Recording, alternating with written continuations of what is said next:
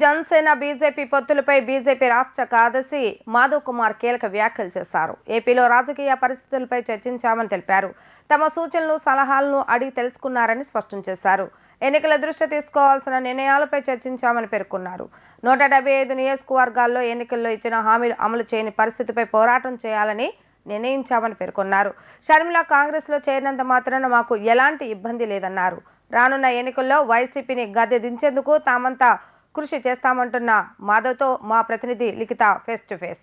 ఏ అంశాలు ప్రధానంగా చర్చలోకి వచ్చి మనతో మాట్లాడటానికి బీజేపీ రాష్ట్ర ఉపాధ్యక్షులు మాధవ్ ఉన్నారు. ఆయన అడిగి తెలుసుకున్నాం. సార్ చెప్పండి, ప్రధానంగా అసలు ఏ అంశాలు చర్చకు వచ్చాయి, అసలు ఏంటి? ముఖ్యంగా రాష్ట్రంలో జరుగుతున్న అనేక రకాల పరిస్థితులపైన చర్చించడం జరిగింది. అలాగే సంస్థాగతంగా పార్టీ ఏ విధంగా బలోపేతం అవ్వాలనే విషయం కూడా చర్చించడం జరిగింది. మనకుండే సవాళ్ళు ఏంటి వాటిని కూడా చర్చించడం జరిగింది. 2 నెలల్లో ఎన్నికలు రాబోతున్నాయి కనుక మన వ్యూహం ఏ విధంగా ఉండాలని ఆలోచన చేయడం జరిగింది.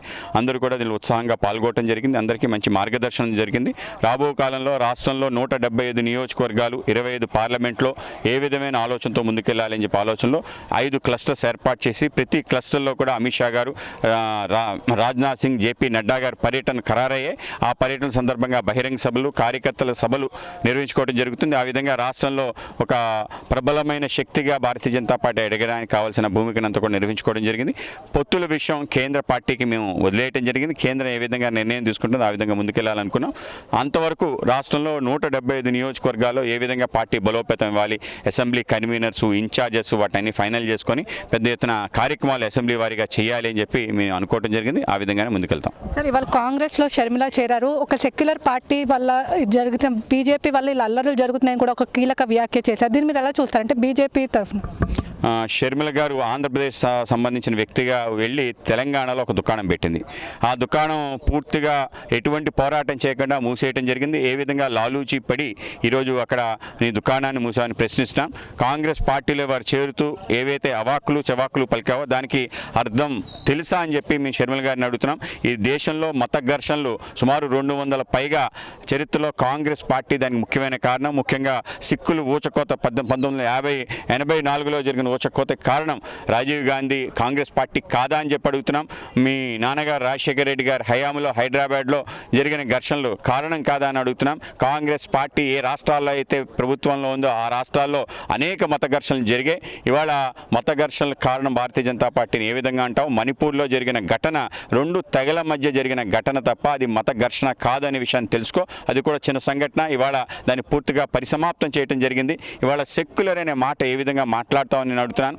ఏసే దైవం, ఏసే మార్గం అని చెప్పి 2 తెలుగు రాష్ట్రాల్లో అనేక సువార్త సభలు నిర్వహించుకొని నువ్వే ప్రత్యక్షంగా పాల్గొని అనేక పాటలు పాడి నువ్వు నీ ఆయన కలిసి అనేక మత మార్పులకు కారణమైన నువ్వు ఏ విధంగా సెక్యులర్ మాటలు మాట్లాడతావని నేను అడుగుతున్నాను. నిజంగా నువ్వు సెక్యులర్ అయితే అన్ని దేవతా మార్గాలు, ఏ దేవుణ్ణి ప్రార్థించినా ఆ పరమాత్మకు చేరుతావనే మాట మాట్లాడగలవా? అన్ని మతాలు సమానమనే మాట మాట్లాడగలుగుతావా? మీ ఆయన చేత మాట్లాడించగలుగుతావా? అప్పుడే నువ్వు సెక్యులర్ అవుతావు. ఈ విధంగా వివక్షత, ఇవాళ మత ఘర్షణలు లాంటి అనేక మాటలు మాట్లాడి ఏదో పబ్బం గడుపుకోవాలంటే కుదరదు. నిజంగానే నీకు చిత్తశుద్ధి ఉంటే ముందు నువ్వు అన్ని మతాలు సమానమనే మాట ధైర్యంగా మాట్లాడి ప్రజల్లోకి రావాలి అని చెప్పి మేము కోరుతున్నాం. అలాగే ఇవాళ కాంగ్రెస్ పార్టీ కానీ వైసీపీ కానీ ఈ ప్రభుత్వం ఏవైతే పార్టీలు ఉన్నాయో ఇవన్నీ కూడా ప్రజా వ్యతిరేక పార్టీలుగా ఇక్కడ ముద్రపడ్డాయి. గతంలో ఈ రాష్ట్రంలో లేకుండా తుడిచిపెట్టుకుపోయాయి. అలాగే వైసీపీ కూడా ఆ విధంగానే రాబో కాలంలో జరుగుతుందని భావిస్తున్నాం. అందరినీ కూడా భారతీయ జనతా పార్టీలో చేరమని ఆహ్వానిస్తాం. పెద్ద ఎత్తున చేరికలు చేసుకోబోతున్నాం.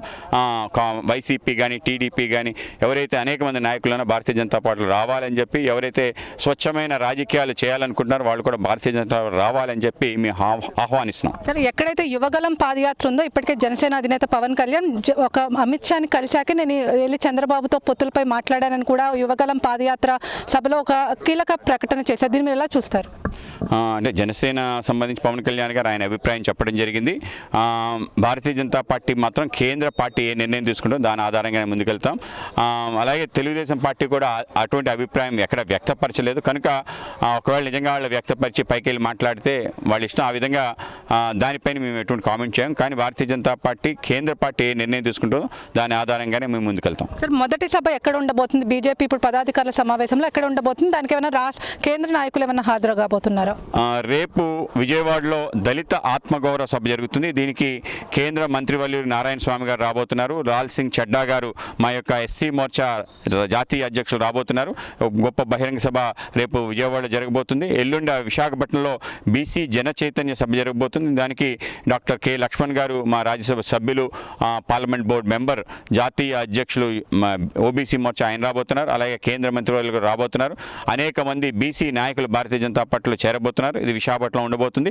అలాగే రాబో కాలంలో అన్ని క్లస్టర్స్ అంటే 5 పార్లమెంట్ కలిపి ఒక క్లస్టర్గా 5 క్లస్టర్స్ చేయడం జరిగింది. దాంట్లో మా అమిత్ షా గారు, జేపీ నడ్డా గారు, రాజ్నాథ్ సింగ్ గారికి పర్యటన ఉండబోతుంది. పెద్ద ఎత్తున సభలు, కార్యకర్తల సమావేశాలు నిర్వహించుకోవడం జరుగుతుంది. మొత్తం మీద చూసుకున్నట్లయితే ఇటు విజయవాడలో రేపు ఎస్సీ సభ నిర్వహించబోతున్నామని, దీనికి నారాయణ స్వామి హాజరు కాబోతున్నారని, ఎల్లుండి విశాఖపట్నంలో చాలా మంది జాయినింగ్స్ ఉండబోతున్నాయని కూడా ఇక్కడ మాధవ్ చెప్తున్నారు. మొత్తం మీద చూసుకున్నట్లయితే పొత్తుల విషయంలో కేంద్ర అధినాయకత్వమే క్లారిటీ ఇచ్చిన నేపథ్యంలో వాళ్ళే ఖచ్చితంగా క్లారిటీ ఇస్తారని కూడా ఇక్కడ మాధవ్ అయితే చెప్తున్నారు. మొత్తం మీద చూసుకున్నట్లయితే ఇటు పదాధికారుల సమావేశం ముగిసిన నేపథ్యంలో వాళ్ళు పొత్తులపై ప్రతి ఒక్క కార్యకర్త తమ అభిప్రాయాన్ని చెప్పారని చెప్పి కూడా ఇక్కడ మాధవ్ చెప్తున్నారు. ఇది ఇక్కడ ఉన్న పరిస్థితి. వీడియో జర్నలిస్ట్ సంతోష్తో లిఖిత, వి డిజిటల్ న్యూస్, బీజేపీ ఆఫీస్ నుంచి.